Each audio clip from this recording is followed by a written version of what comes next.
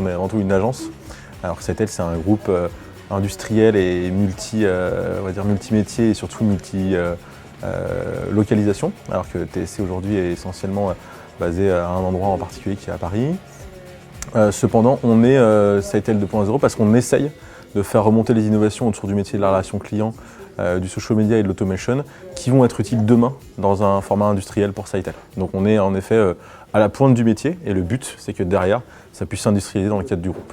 Alors il y a des chiffres qu'on peut donner. Il y en a un que j'aime beaucoup qui est très symbolique, c'est celui autour des formulaires de contact. C'est un peu la plaie entre guillemets de la relation entre un utilisateur et une marque. Aujourd'hui ce qu'on sait c'est qu'avec un dialogue sous forme conversationnelle, on performe 30% mieux que sur un formulaire classique aussi bien élaboré soit-il. Donc ça, c'est un bénéfice immédiat. Et en plus de la performance, on sait que l'utilisateur il sera plus content de l'avoir fait sous cette forme-là. Donc ça, c'est un élément qui est important. Et puis là où ça performe, par exemple, c'est sur ce que nous, on appelle chez Sitel et aussi chez TSC le taux de réitération. C'est-à-dire qu'on sait qu'une conversation par rapport à un problème au départ va générer moins d'autres contacts successifs après cette conversation qu'un contact classique, type call, type mail, où forcément, parfois, on n'a pas toute la réponse à sa question. Alors dans une conversation, on est assez à l'aise pour dire tiens, je suis venu pour résoudre ce problème-là. Mais comme on m'invite à discuter, etc., finalement, je vais sortir peut-être mon petit problème ou je vais le dégainer un petit peu plus tard. Et à la fin, finalement, je ne vais pas rappeler la marque, je ne vais pas être dans l'incertitude. Donc, je serai plus satisfait et j'aurais appelé, entre guillemets, ou j'aurais conversé qu'une seule fois au lieu de le faire 2, 3, 4 fois, ce qui a un coût, évidemment, pour la marque.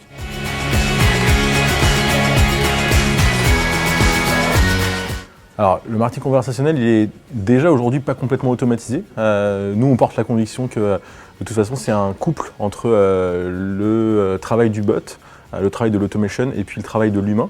Ce qu'il faut, c'est réussir à réunir ces deux parties du couple pour que ce soit efficace. Et notamment, je pense qu'il y a quelque chose qui est extrêmement important, c'est de transformer encore une fois cette conversation qui, au départ, est parfois je viens poser une question, une conversation plus complète, un vrai dialogue, et où finalement, on recrée cet espace d'intimité avec de l'émotion dedans, à travers soit une disponibilité hyper rapide via le chatbot qui fait qu'on est content que la marque nous réponde très vite, avec efficacité et précision. Et parfois, quand c'est un problème plus complexe, ou que j'ai besoin en fait, qu'on m'aide vraiment et qu'on me prenne en charge, qu'on mette de l'empathie là-dedans, que l'humain soit derrière et puisse trouver les bons mots dans la conversation.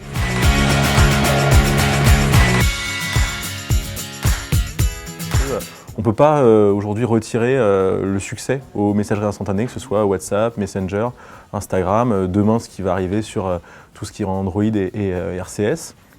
Aujourd'hui, le vrai enjeu, c'est de réussir à transformer cet usage quotidien, cet équipement hyper élaboré, puisqu'il y a plus d'1 milliard d'utilisateurs de chacune de ces messageries, en un format de conversation que les marques maîtrisent, que les utilisateurs ils apprécient et qui permettent derrière de finalement faire plus de choses, d'avoir une conversation à plus de valeur, à la fois pour le client, mais aussi pour la marque. Je crois pas parce qu'aujourd'hui, il y a plein d'autres espaces qui fonctionnent déjà, où il y a de l'audience, que ce soit les sites web, les réseaux sociaux classiques. Ce que je crois plutôt, c'est qu'il faut insérer le conversationnel partout. C'est-à-dire que comme c'est, on le sait, un format d'interaction performant, il faut l'installer, l'instiller dans tous ces espaces-là où il y a déjà de l'audience pour que finalement il devienne potentiellement un réceptacle très régulier et que la marque bénéficie de cet effet-là. Mais non, il ne faut pas casser ce qui existe, il faut plutôt l'orienter vers cette conversation. Et pour compléter peut-être, ce auquel je crois beaucoup, c'est qu'on est passé pour moi d'une ère où on parlait beaucoup de multicanal, en disant il me faut un site web, du social, du messaging, à la préparation aujourd'hui, parce qu'il faudrait être le multi-messaging.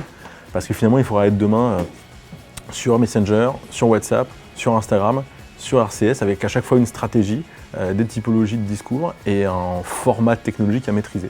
Donc on passerait finalement du multicanal au multi-messaging qui lui-même sera évidemment conversationnel.